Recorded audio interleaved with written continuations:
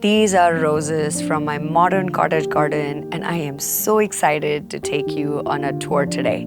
It is July, and the garden is just thriving here in Zone 10A.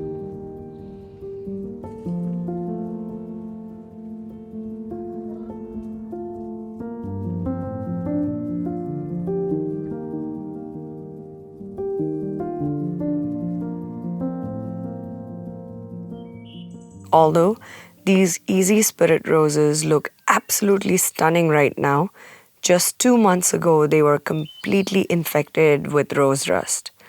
I was really worried about them as it was the first time my roses had been infected with the rust.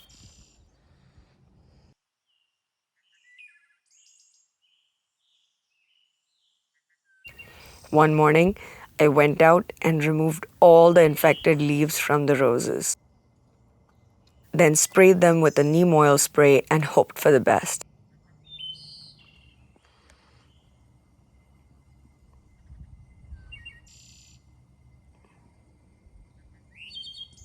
And within a few weeks, healthy leaves and healthy flowers started to emerge.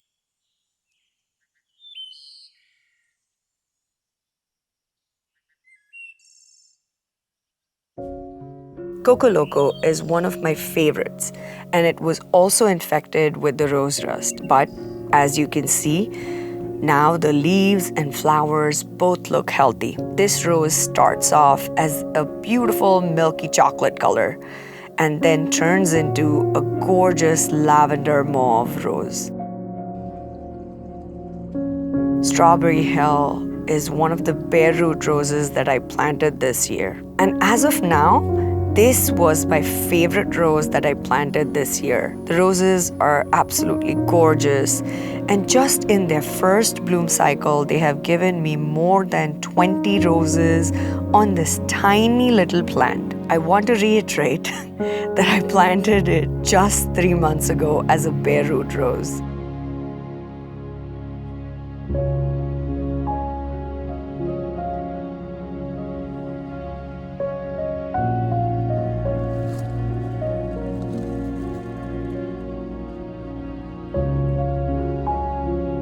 Rennie Cascading Rose.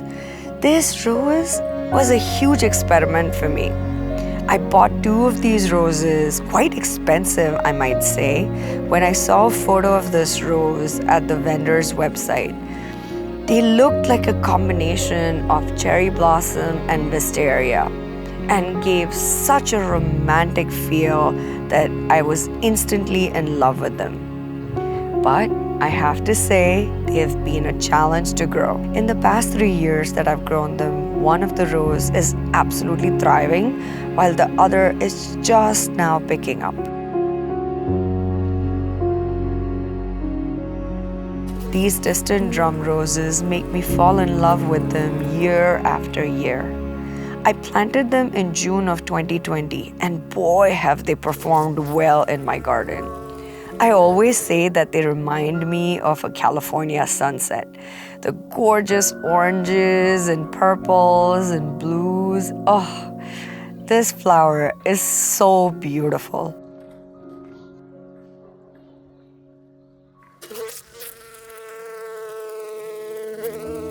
This next rose, oh, what do I say about it? I have a love-hate relationship with this beautiful rose by David Austin, and it's called the Mary Rose. When I ordered it, I was so excited about it. Not only were the blooms big, beautiful, and Barbie pink in color, they also had a medium to strong old rose fragrance. But for the first year and a half, it was constantly affected by powdery mildew. It was so frustrating until I figured out a good winter care routine for the roses.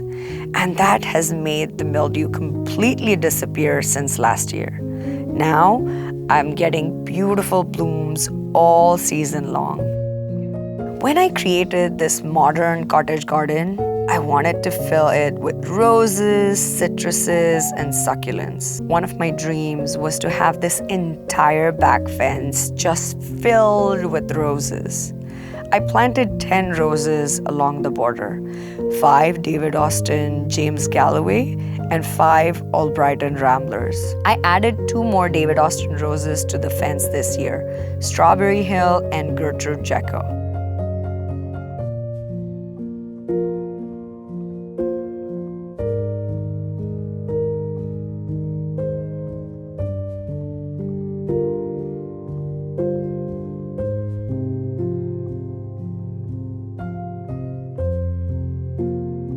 This year, all the roses that I planted in 2020 have finally bloomed the way I had imagined them. I always had imagined sitting here in this garden surrounded by these gorgeous blooms and having a cup of tea.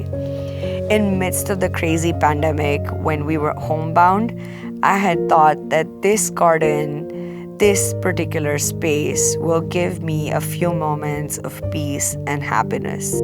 And it has absolutely delivered this year.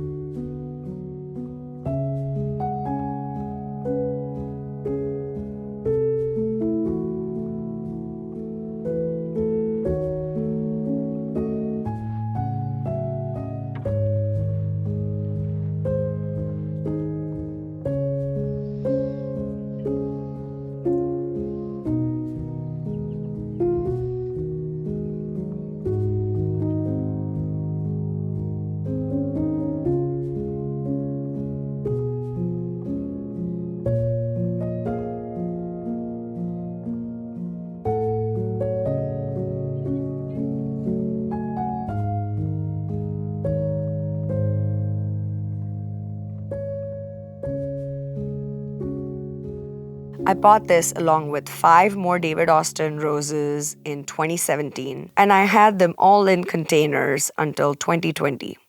That year, as I designed my cottage garden, I also made room for these roses in the landscape and planted them in the ground. The Enrich Rose. I have to say this has been a temperamental rose in my garden, but it looks like it's finally finding its groove this year. It's taken a while for this one to catch up, but this year it is blooming really well. Jubilee Celebration. One of my favorite roses.